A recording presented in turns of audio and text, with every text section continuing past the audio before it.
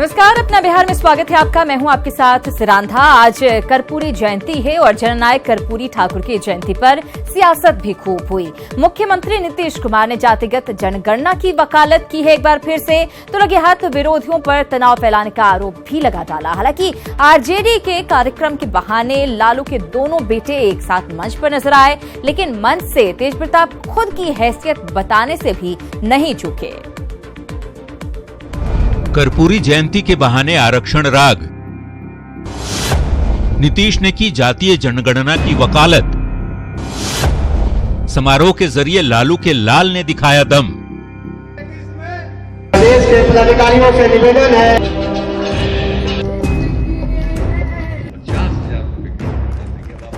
बिहार के पूर्व मुख्यमंत्री दिवंगत कर्पूरी ठाकुर की जयंती प्रदेश भर में मनाई गई। राजकीय समारोह पटना में आयोजित हुआ।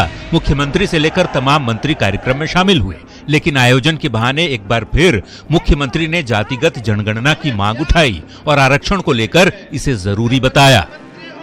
जाति, पिछड़ा वर्ग, अन्य पिछड़ा वर्ग और अति पिछड़ा वर्ग, इन सब लोगों के लिए तो उनको मिल रहा। उसके अलावे 10% का आरक्षण जो अनारक्षित तबके के गरीब लोग हैं उनके लिए केंद्र ने प्रावधान किया संविधान संशोधन करके, वो राज्य में भी लागू होगा, लेकिन वो अलग चीज है, उसका कोई हस्तक्षेप नहीं। लेकिन एक मांग हम देखते हैं और जो मांग जायज है, और वह मांग क्या है? अब आबादी जिस प्रकार से बढ़ रही है उसमें अनुसूचित जाति, अनुसूचित जनजाति, उनकी संख्या बढ़ रही है, पिछड़े वर्गों की भी संख्या बढ़ी है, लेकिन यह लिमिट है 50% का। अब ऐसी परिस्थिति में इसका समाधान निकालने का सबसे पहला और जरूरी उपाय है, जब से देश आजाद हुआ तब से जात पर आधारित जनगणना नहीं हुई है। 1931 में जब देश आजाद नहीं था तो अंतिम जनगणना हुई है जाति आधारित। आज भी कुछ पता करना पड़ता है तो 1931 का जो फिगर है, जो आंकड़ा है, उसी को देखकर थोड़ा बहुत समझने की कोशिश हम लोग करते हैं। लेकिन अगर पूरे बिहार में, पूरे देश में जाति आधारित जनगणना हो जाए तो बहुत सारे तथ्य सामने आ जाएंगे। मुख्यमंत्री नीतीश कुमार विरोधियों पर भी बरसे और आरजेडी नेताओं का नाम लिए बगैर कहा कि बिहार में हाल के दिनों में तनाव फैलाने की कोशिश की जा रही है। जो सम्मान आज मिला है उसके साथ समझौता मत करिएगा। लोग सिर्फ सत्ता में आने के लिए और कुर्सी पर बैठने के लिए हर तरह की बात आजकल आप देख रहे हैं कि एक तनाव का माहौल पैदा करने की कोशिश होती है। तो वहीं आरजेडी की ओर से भी कर्पूरी जयंती कार्यक्रम का आयोजन किया गया। समारोह में लालू के दोनों लाल तेज प्रताप यादव और तेजस्वी यादव एक साथ मंच पर नजर आए। साथ ही पार्टी के कई सीनियर लीडर भी मौजूद रहे, लेकिन अपने संबोधन में तेज प्रताप ने कहा कि मुझे अच्छा लगा, कार्यक्रम में मेरा अर्जुन बैठा है और बिना सारथी के अर्जुन तीर नहीं चला सकता। ऐसा कहकर शायद तेज प्रताप ये बताने की कोशिश कर रहे थे कि आरजेडी में उनकी हैसियत क्या है। और आज हमको अच्छा लग रहा है कि मेरा अर्जुन यहाँ पर बैठा हुआ है।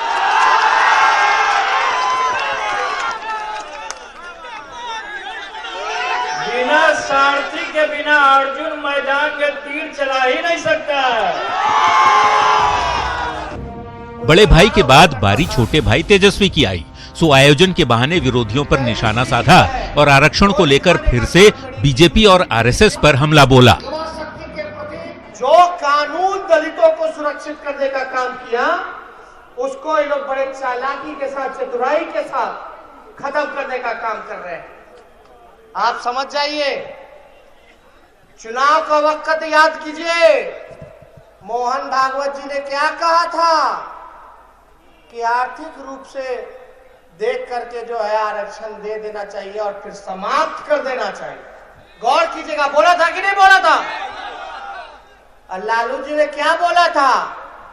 मोहन भागवत जी, मूंछ में दम है, अगर मां का दूध पिए तो आरक्षण को छेड़छाड़ करके दिखाने का काम करे। जाहिर तौर पर जननायक की जयंती के बहाने सत्ता पक्ष और विरोधी खेमे की ओर से सियासत जमकर हुई। आरक्षण राग के साथ ही अपनी अपनी सियासी जमीन पर पकड़ दिखाने की कोशिश भी हुई और लालू फैमिली में चल रहे तनाव के बीच तेज प्रताप ने खुद को सारथी बताकर अपनी हैसियत भी दिखाने की कोशिश की। न्यूज़ 18 के लिए पटना से रवि एस नारायण और अमित कुमार की रिपोर्ट। इधर प्रियंका गांधी वाड्रा की सियासत में एंट्री क्या हुई, कांग्रेस की बांछें खिल गई। उत्साहित पार्टी नेता सहयोगियों को नसीहत देने लग गए, तो वहीं एनडीए खेमा उल्टे महागठबंधन पर ही निशाना साध रहा है। प्रियंका पर केंद्रित कांग्रेस की सियासत, हाथ को अंडर एस्टिमेट ना करने की नसीहत, पंजे के पावर पर एनडीए का पलटवार। बिहार की सियासत प्रियंका गांधी वाड्रा पर ही केंद्रित हो चुकी है। प्रियंका के कांग्रेस महासचिव बनाए जाने और पूर्वी यूपी की कमान सौंपने के पार्टी आलाकमान के फैसले से कांग्रेसी इतने उत्साहित हैं कि अब तो बिहार में गठबंधन की हैसियत को लेकर भी बातें की जा रही हैं। आज जिम्मेदारी के साथ उनको लाया गया है। कांग्रेस जनों में काफी खुशी है। कांग्रेस मजबूत होगी और यूपी के धरातल पर जिस तरह उनको उतारा गया है, आने वाले भविष्य में कांग्रेस उनके नेतृत्व में आगे बढ़े। जबकि हाल ही में एनसीपी छोड़ कांग्रेस का दामन थामने वाले तारिक अनवर भी दावा कर रहे हैं कि प्रियंका के आने से कांग्रेस की नैया पार हो जाएगी, लेकिन सहयोगियों को नसीहत भी दे रहे हैं कि कांग्रेस को अंडर एस्टिमेट करने की गलती ना करें। जबकि आरजेडी का मानना है कि प्रियंका के आने से महागठबंधन की ताकत बढ़ेगी। उत्तर प्रदेश या देश के पैमाने पर कांग्रेस को कोई भी अगर उसको अंडर एस्टिमेट करता है तो वो गलत है। कांग्रेस से एक ऐसी पार्टी है जिसकी जड़ें बहुत मजबूत हैं। बहुत दिन से प्रतीक्षा थी, श्रीमती प्रियंका गांधी की मांग थी लोगों के बीच। कांग्रेसी लोग तो ज़्यादा जोर लगा रहे थे, तो अच्छी बात है। सब लोगों ने बधाई दिया है, दे रहे हैं और स्वागत किया है। इससे अच्छा होगा, देश की राजनीति में और मजबूती आएगी। महागठबंधन के नेता चाहे जो दावे कर लें, एनडीए का मानना है कि प्रियंका गांधी वाड्रा की सियासी एंट्री से कोई खास असर होने वाला नहीं, बल्कि इससे महागठबंधन ही प्रभावित होगा। पिछले एक सप्ताह में बिहार की राजनीति में जो ध्रुवीकरण का प्रोसेस शुरू हुआ है, आरजेडी और कांग्रेस के रिश्ते वहाँ भी खराब हो। और मैं मानता हूँ एक पॉलिटिकल एक्टिविस्ट के नाते उनके आने से कांग्रेस के कार्यकर्ताओं में निसंदेह बहुत जोश आएगा, लेकिन सहयोगी दलों से उनके रिश्ते खराब होंगे। क्योंकि सपा ने जिस तरह से कांग्रेस को दरकिनार कर दिया, तो ये बीजेपी को नहीं डरा रही है, सपा को डरा रहे हैं कि तुम मुझको शामिल करो, कांग्रेस को गठबंधन में शामिल करो।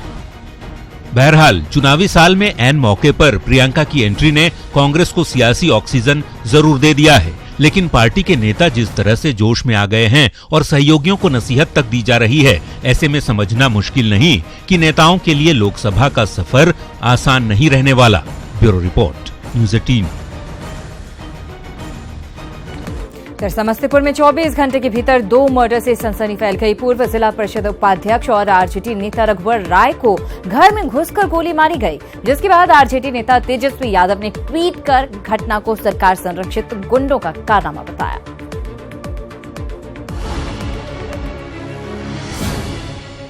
ये 2 तस्वीरें बताने के लिए काफी है कि बिहार में अपराधी कितने बेखौफ हो गए हैं।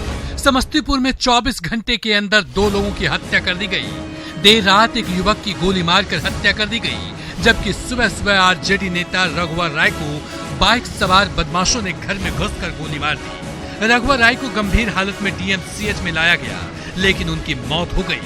2-3 लड़का आया, घर से बुलाया, सर कह के सर निकले, इनको मार दिया गया। कितनी गोली लगी? 6 गोली लगी। मौत घटनास्थल पे होगी? हाँ, हॉस्पिटल लाने के क्रम में। पार्टी नेता की मौत से नाराज तेजस्वी यादव ने तुरंत ट्वीट कर सरकार पर गंभीर आरोप लगा दिया। नीतीश कुमार जी, सत्ता संरक्षित गुंडों को संभालिए। किस बात और किस काम के गृह मंत्री बने कुर्सी से चिपक कर बैठे हैं? आपके द्वारा संरक्षित अपराधी रालोसपा और राजद के नेताओं की चुन चुन कर हत्या कर रहे हैं, लेकिन आज तक आपकी जुबान का ताला नहीं खुला है। घोर निंदनीय। इस तरह के जो पॉपुलर नेता है उसको जानबूझकर जो आरएसएस भाजपा के लोग निशाने पर बनाए हुए हैं। गंभीर मसला है जो पूरी तरह गैर प्रजातांत्रिक है और चुन चुन कर विरोधियों की हत्या करवाई जा रही है।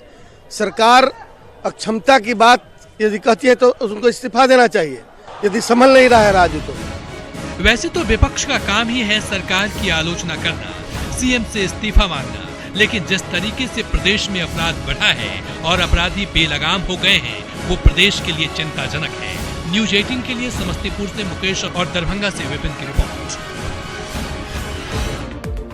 उधर छपरा से 10 दिन पहले अगवा डॉक्टर के भतीजे का शव बरामद किया गया है।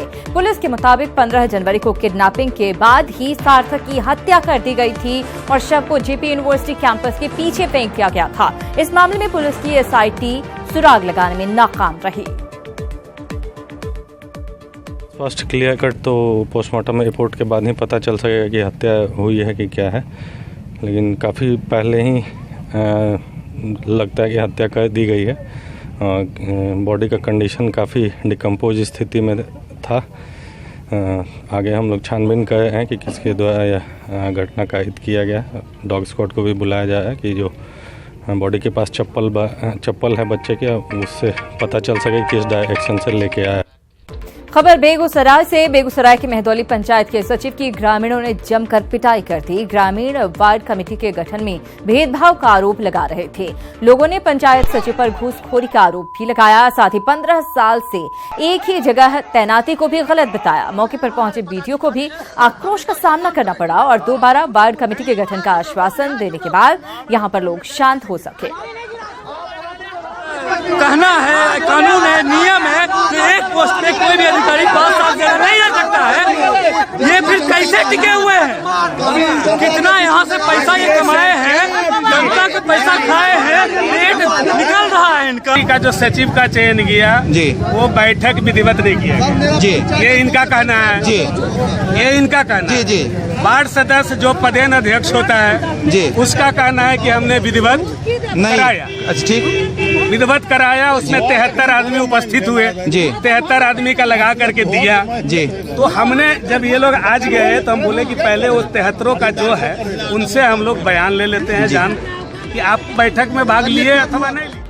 जिस प्रकाश पर्व के सफल आयोजन से दुनिया भर में बिहार की चर्चा हुई, उसी के दौरान पुलिस विभाग में बड़ा घोटाला हुआ। कार्यक्रम में साज सज्जा से लेकर सिपाहियों के खान पान का इंतजाम पुलिस विभाग को करना था, जिसमें 65 लाख का घालमेल हुआ है। पटना पुलिस के दामन पर एक और दाग। प्रकाश पर्व के नाम पर 65 लाख का घोटाला। ये तस्वीरें ठीक 1 साल पहले यानी जनवरी 2018 की हैं, जब प्रकाश पर्व के सफल आयोजन को लेकर बिहार ने वाहवाही बटोरी थी।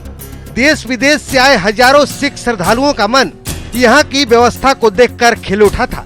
लेकिन 10 महीने बाद उस प्रकाश पर्व के नाम पर पुलिस बल को सुविधा देने के नाम पर 65 लाख रुपए का घोटाला सामने आया है, वो भी पुलिस विभाग में। ये लगभग 65 लाख के गबन का वित्तीय अनियमितता का मामला है पटना एसएसपी अकाउंट ऑफिस में, और जिसमें कि पूरा एसएसपी को निर्देश दिए गए हैं। दरअसल ये पूरा मामला पुलिस विभाग से जुड़ा हुआ है। प्रकाश उत्सव में साज सज्जा को लेकर सिपाहियों के खान पान की व्यवस्था पुलिस विभाग के जिम्मे थी। जिन 3 फर्मों को भुगतान करना था, उनके भुगतान के नाम पर अवैध निकासी कर ली गई। भुगतान एक बार नहीं बल्कि 2 बार किया गया। अब इस मामले में 3 क्लर्क समेत 9 पुलिसकर्मियों को निलंबित कर दिया गया है।